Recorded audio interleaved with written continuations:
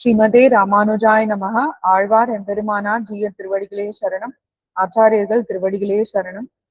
ஸ்ரீமத் வதூல குலவாரிதி பூர்ணச்சந்திரம் ஸ்ரீமன்மஹார்ய சரணாம்புஜ சஞ்சரீகம் ஸ்ரீசிங்கரார்ய கருணாப்த சமஸ்தபோதம் பக்த்யா ச யோக நரசிம்ம குரும் ஸ்ரயாமி. முன்னம் திருவாய் மொழிப்பிள்ளை தாமுபதேசித்த நேர் தன்னின் வழியை தனவாத சொல் மணவாள முனி தன் அன்புடன் செய் உபதேச ரத்தின மாலை தன்னை தன்னென்று தன்னில் தரிப்பவர் தாள்கள் சரண் நமக்கே. ரொம்ப அழகான ஒரு பிரபந்தம் உபதேச ரத்தின மாலை, மணவாள மாமுனிகள் அருளி சென்ற பிரபந்தம். ஸ்ரீவச்சன பூஷணம்னு இன்னொரு ஒரு திவ்ய சாஸ்திரம். பிள்ளை லோகாச்சாரியார், வடக்கு திருவீதி பிள்ளையோட பெரிய திருக்குமாரர், எல்லாரும் நம்பிள்ளையோட சிஷ்யர்கள். அவர் அருளி செஞ்ச திவ்ய பிரபந்தம், ரொம்ப அழகான திவ்ய சாஸ்திரம் ஸ்ரீவச்சன பூஷணம். அதோட ஒரு தேரின பொருள் ஆச்சாரிய அபிமானமே உத்தாரகம். அததான் எடுத்து மாமுனிகள் இதுல விளக்க போறார் இந்த கிரந்தத்துல. எது? உபதேச ரத்னமாலையில. முதல்லயே நிறைய பார்த்துட்டோம். முதல்லயே 12வது கிரேடு போனாக்க நம்மளுக்கு எல்லாம் புரியாது இல்லையா? அதனால ஸ்டெப் பை ஸ்டெப்பா நம்மள ரொம்ப அழகா படம் போடுறார் மணவாள மாமுனிகள். ஆழ்வார் ஆச்சாரியர்களோட திருநக்ஷத்திரம்லாம் சொல்லி, அதுக்கப்புறம் அவ எங்க திவ்ய ஸ்தலத்துல பறந்திருக்கான்னு சொல்லி, அவதாரம் ஆயிருக்குன்னு சொல்லி அந்தந்த திவ்ய ஸ்தலங்கள் எல்லாம் சொல்லி, ஆழ்வார்களுக்கு அப்புறம் ஆச்சாரியர்கள் கொஞ்சம் கொஞ்சமா கொண்டு எங்கேருந்து பிள்ளை லோகாச்சாரியருக்கு அந்த திருநாமம் ஃபர்ஸ்ட் வந்தது, நம்பிள்ளை கிட்டேந்து வருது. அவர் தான் பிள்ளை லோகாச்சாரியார்னு ஃபர்ஸ்ட் லோகாச்சாரியார்னு நம்பிள்ளைக்கு வருது. அவரோட திருநாமத்தை வடக்கு திருவீதி பிள்ளை அவரோட திருக்குமாரருக்கு வைக்கணும்னு ஆசைப்பட்டு வைக்கிறார். அந்த கிரமத்துல எல்லாம் வரும்போது ஸ்ரீவச்சன பூஷணத்தை புரிஞ்சுக்கணும்னா நம்மளுக்கு கொஞ்சம் திருவாய்மொழியோட அர்த்தங்கள் தெரியணும். நம்மாழ்வார் எதை பத்தி உபாயம் எதை உபேயம் எல்லாம் சாதிக்கிறார்னு தெரியணும். அந்த திருவாய்மொழியோட 5 ஈடு வியாக்கியானத்தோட சேர்த்து மத்த 4 வியாக்கியானங்களும் அதெல்லாத்தையும் எடுத்து அந்த ஆச்சாரியர்கள் எல்லாம் காமிச்சு, அதுக்கப்புறம் பிள்ளை லோகாச்சாரியார் அருளி செஞ்ச ஸ்ரீவச்சன பூஷணத்தோட தாத்பரியத்தை 11 ஸ்லோகங்கள் 11 பாசுரங்கள்ல ரொம்ப அழகா விளக்குறார். எப்படி ஒரு ஆச்சாரியன் அடிபணிந்து இருந்தா மட்டும்தான் எம்பெருமான் நம்மள மோட்சத்துக்கு கூட்டுன்னு போறான். ஆச்சாரியனை பத்தாம எம்பெருமானையும் பிராட்டியும் பத்தீங்கன்னா, பிராட்டியோட புருஷகாரம் இருந்தாலுமே கூட நம்ம மோட்சத்துக்கு போக முடியாது. அதே மாதிரி நம்மளோட சேர்க்கை, யாரு கூட நம்ம சேரணும்ன்றது ரொம்ப இம்பார்ட்டன்ட். அதையும் காமிக்கிறா. சத்குணங்களோட இருக்கிறவாளோட சேர்ந்தா நம்மளுக்கும் சத்குணங்கள் வருது, தீய குணங்களோட இருக்கிறவாளோட எல்லாம் சேர்ந்தா தீய குணங்கள் வருது இப்படின்னு ரொம்ப அழகா 11 பாசுரங்களையும் அந்த ஆச்சாரிய அபிமானத்துக்கு போனோம்னா நம்ம சில ஒரு மாதிரி இருக்கணும் இல்லையா? ஒரு விதமா சாத்வீகமா இருக்கணும். அந்த சாத்வீக குணத்துக்கு தேவையான எல்லா ஸ்டெப்ஸையுமே ரொம்ப அழகா விளக்குறார் மாமுனிகள் உபதேச ரத்னமாலையில. ஆனா அதோட தாத்பரியம் எங்கேருந்து வருதுன்னா ஸ்ரீவச்சன பூஷணம் பேரு. கடைசி 3 பாசுரங்கள், கடைசியில 2 தான். 74வது பாசுரம் ஒரு தனி பாசுரம், எறும்பி அப்பா அருளி செஞ்ச பாசுரம். அதெல்லாம் இன்னைக்கு மாமுனிகள் கிருப்பையில பார்த்து முடிச்சிடலாம். 71வது பாசுரம், முன்னோர் மொழிந்த முறை தப்பாமல் கேட்டு இன்னோர்ந்து தாமதனை பேசாதே தன் நெஞ்சில் தோற்றினதே சொல்லி இது சுத்த உபதேச வரவாட்டதென்பர் மூர்க்கராவார். ரொம்ப அழகான பாசுரம் இது. என்னன்னு பார்க்கலாம். மூர்க்கர் ஆவார். மூர்க்கத்தன உடையவர்கள், முன்னோர் பூர்வாச்சாரியர்கள் மொழிந்த அருளி செய்த முறை கிரமங்களை தவறாமல் கேட்டு, பெரியோரிடத்தில் கேட்டு, பின் பிற்பாடு ஓர்ந்து ஆராய்ந்து பார்த்து தாம் அதனை அந்த கிரமத்தை பேசாதே பிறருக்கு சொல்லாமல் தன் நெஞ்சில் தன்னுடைய மனசில் தோன்றையே சொல்லி பிறர்க்கு சொல்லி இது இப்படிதான், இப்படி நான் சொன்னது சுத்த உபதேச வரவாற்றதுன்னா சுத்தமான உபதேச பரமாக வந்த வார்த்தை என்பர். யாருன்னா அவெல்லாம் மூர்க்கராவர் என்று சொல்லுவார்கள். எல்லாம் மூர்க்கராவர் அப்படின்றா. நம்மளுக்கு எப்பவுமே நம்ம சம்பிரதாயத்துல புதுசா தோண்டி எடுத்து சொல்லணும்ன்ற இதுவே கிடையவே கிடையாது. பூர்வாச்சாரியர்கள் எல்லாமே ரொம்ப அழகா ஏடுபடுத்தி வச்சு ரொம்ப கிரந்தப்படுத்த வச்சு எல்லாமே பண்ணிருக்கா. நம்ம இப்ப கொஞ்ச நேரம் முன்னாடி பார்த்தோமே, என்ன பண்ணணும் என்ன பண்ணக்கூடாதுன்னு ரொம்ப அழகா விரோதி பரிகாரங்கள்ல உடையவர் அவரோட சரம திருமேனி இந்த சரம திசையில இருக்கும்போது வங்கிபுரத்து நம்பிக்கை ரொம்ப அழகா அருளி செஞ்சிருக்காங்க. அந்த மாதிரி டூஸ் அண்ட் டோன்ட்ஸ் நம்ம சம்பிரதாயத்தை ரொம்ப அழகா எல்லாமே லிஸ்டா இருக்கு. ஃபாலோ பண்றது மட்டும்தான் நம்மளோட கிரமம். நம்ம தனியா இது எனக்கு தோணித்துன்னு சொன்னோம்னா அவெல்லாம் ரொம்ப மூர்க்கர் ஆவர்னு காமிக்கிறார். கீழ்பாசுரங்களில் பார்த்த அனுகூலர்கள் மற்றும் யார் அனுகூலர்கள்? எம்பெருமான் இடத்துல சரணடைகிறவர்கள், நல்ல சேர்க்கையில இருக்கிறவர்கள். பிரதிகூலர்கள் எம்பெருமான் சாஸ்திரங்கள் எல்லாம் நம்பாதவர்கள். அவள்லாம் உபதேசங்கள் எப்படிப்பட்டவை என்று அருளி செய்கிறார். முன்னோர்களான ஸ்ரீமன் நாதமுனிகள் தொடக்கமான பூர்வாச்சாரியர்களின் உபதேச கிரமத்திலே அடிபணிந்து கேட்டு அந்த அர்த்தங்களை நன்றாக ஆராய்ந்து பார்த்து தாமும் அதே கிரமத்திலே உபதேசம் செய்யாமல் தங்களுடைய நெஞ்சிலே தோன்றிய அர்த்தங்களை மற்றவர்களுக்கு உபதேசித்து அதற்கு மேலும் நான் சொன்ன அர்த்தங்கள் சுத்த சம்பிரதாய பரம்பரையிலேயே சொல்லப்பட்ட அர்த்தங்களே என்று என்று பொய் உரைப்பவர்கள் மூர்க்கர்கள். மூர்க்கன் என்றால் அறிவிலி என்றும் அர்த்தம். அறிவு இல்லாமைதான் அறிவிலி. நம்முடைய ஆச்சாரியர்கள் பரம்பரையாக சத் சம்பிரதாய அர்த்தங்களை பேசிற்றே பேசும் ஏக கண்டர்களாக அருளி செய்துள்ளனர். அந்த உயர்ந்த ஸ்ரீசுக்திகளை கொள்ளாமல் தாங்களாகவே புதிதான அர்த்தங்களை கற்பவர்கள் ஆச்சாரிய பக்தியும் சாஸ்திர ஞானமும் சத் சம்பிரதாய ஞானமும் இல்லாத அறிவிலிகள்.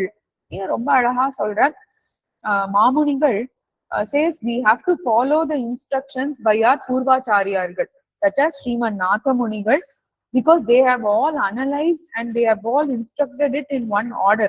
We have to follow that order and there is no reason or necessity to talk what comes to our mind in our sampradaya.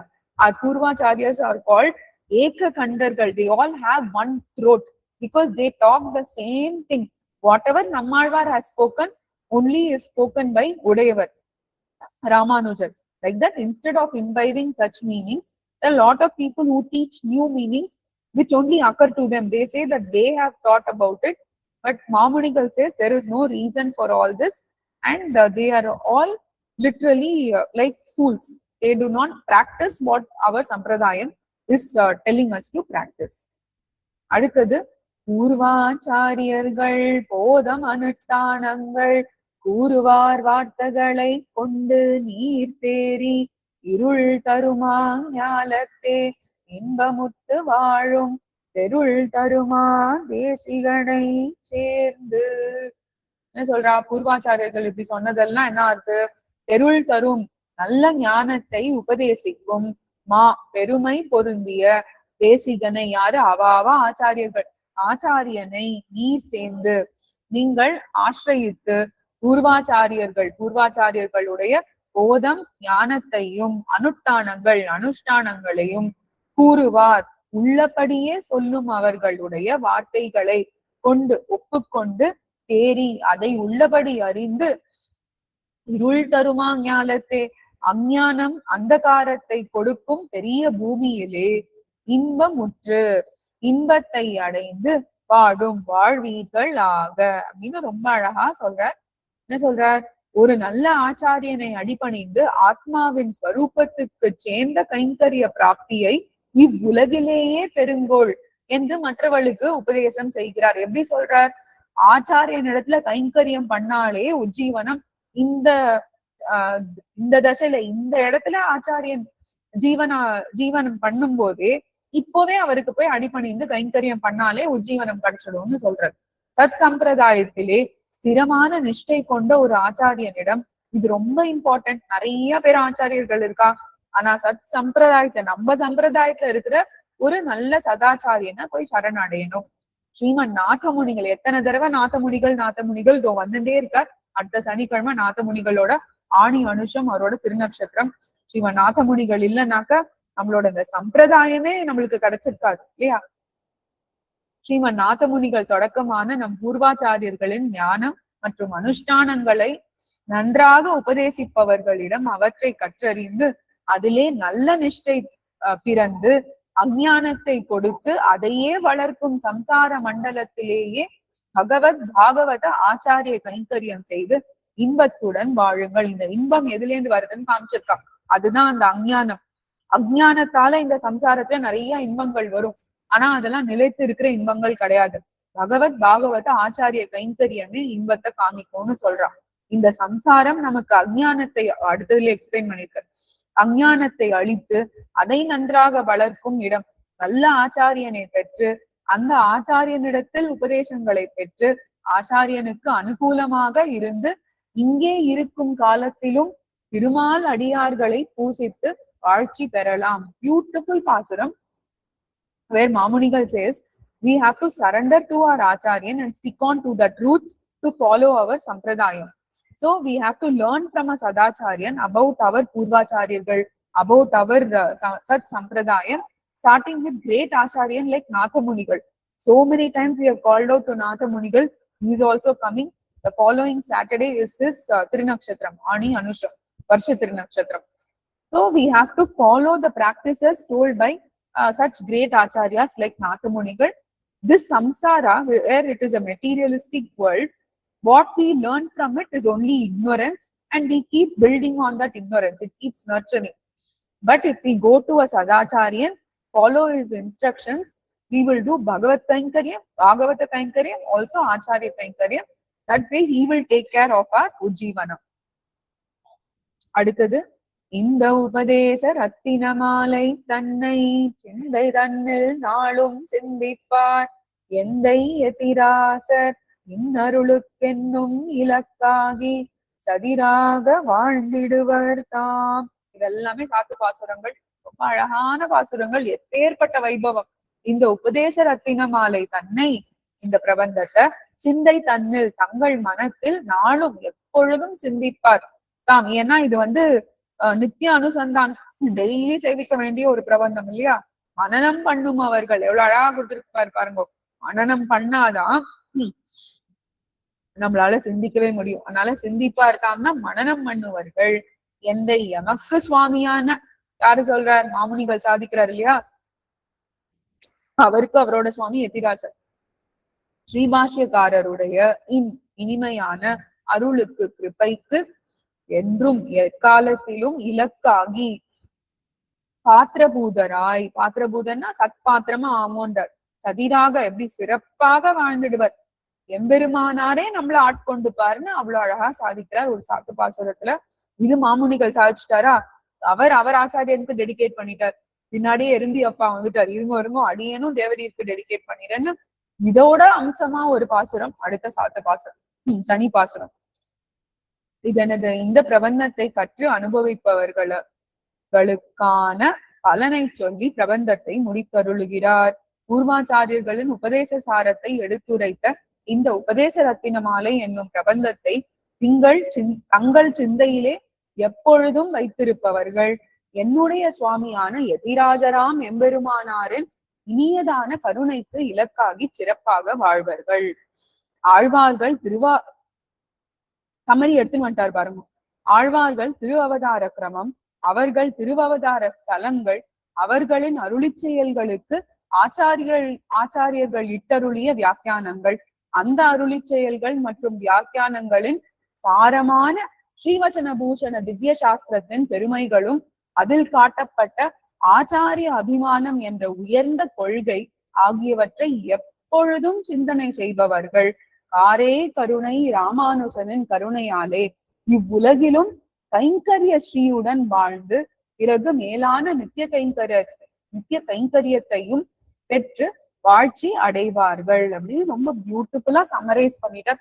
Already இந்த ஃபுல் திவ்ய பிரபந்தமே பார்த்தீங்கன்னா சம்மரி தான் இதுவே. அதுலயும் இந்த பாசுரம் is a summary of the entire prabandham.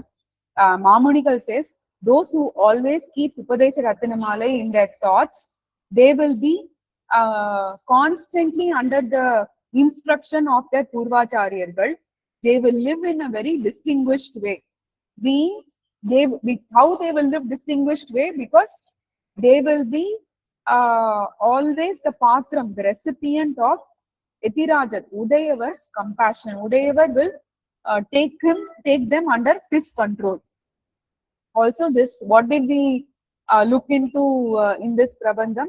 We talked about the incarnation of Alvargal in a sequence, that the அவதார ஸ்தலங்கள், the place where they incarnated, the commentaries, வியாக்கியானங்கள் written by ஆச்சாரியர்கள் for all of their அருளி செயல்கள், especially Thiruvaimozhi, the glories of Srivachana பூஷணம், which is the essence of Acharya Abhimanane Uddharakam. That is the most important principle told by Pillai Lokacharya in his Divya Grantham, Srivachana Bhushanam. So those who constantly meditate on these features, he says, will be always the recipient of Udayavar, Sri Ramanuja's compassion, not just in this samsara. In this samsara, we will gain his Kainkaryam, Sri Kainkaryam, and even in Sri Vaikuntham, constantly we will be at Emperuman Periya Piratiyar's Thiruvadigal. Then final Satha Pasaram or Erumbiappaoda Thani Pasaram idu. மண்ணுயிர்கள் இங்கே மணவாள மாமுனிவன் பொன்னடியாம் செங்கமல போதுகளை உன்னிச்சிரத்தாலே தீண்டில் அமானவனும் நம்மை கரத்தாலே தீண்டல் கடன். ரொம்ப அழகான பாசுரம். என்ன சொல்றார்?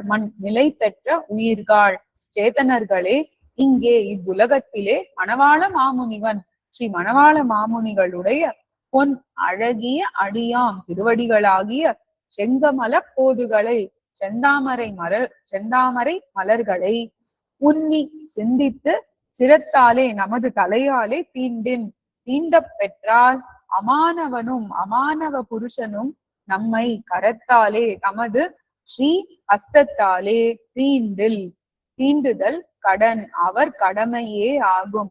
அமானவனையே கடன் பட்ட வச்ச ஒரே ஆச்சாரியன் நெரும்பியப்பாவா தான் இருப்பார். என்ன சொல்றார் பாருங்க, ஒரு நிலை பெற்ற உலகத்தில் இருப்பவர்களே, இந்த சம்சார மண்டலத்திலேயே மணவாள மாமுனிகளின் திருவடிகளான பொன்னடியாம் செங்கமல போதுகளை ஆசையுடன் சிந்தித்து உங்கள் தலையிலே வைத்துக் கொண்டால் இந்த தேகத்தின் முடிவிலேயே அச்சிராதி மார்க்கத்திலேயே சென்று பிரஜாநதியை கடந்து அமானவ புருஷனும் உங்களை தீண்டுவதை தலையாய கடமையாக செய்ய திவ்யமான சரீரத்தை பெற்று, அதுதான் சூக்ஷ்ம சரீரம் எல்லாம் சொல்றா இல்லையா, அதுதான் ஸ்தூல சரீரம், சூக்ஷ்ம சரீரம். ஆனந்தத்துக்கு எல்லை இல்லாத தேசமான ஸ்ரீ வைகுண்டத்தில் இருக்கும் திருமாமணி மண்டபத்துள் சென்று எம்பெருமானால் ஏற்றுக்கொள்ளப்பட்டு அடியார் குழாங்களுடன் கூடியிருந்து நித்திய கைங்கரியத்திலே எப்பொழுதும் இருப்பீர்கள். இந்த இடத்துல நம்ம மணவாள மாமுனிகள் சந்நிதியில போய் டங்குன்னு பொன்னடியாம் செங்கமலம் வாங்கிக்கிறது தான் அடியனுக்கு ஞாபகம் வருதுன்னா கண்டிப்பா கைங்கரியத்துல ஈடுபடுத்த வைப்பார் மாமுனிகள்னு சாதிக்கிறார். So Erumbiappa is one of the greatest Shishyas of Mamunigal. The last Pashuram was written by Swami Erumbiappa, not written by Manavala Mamunigal.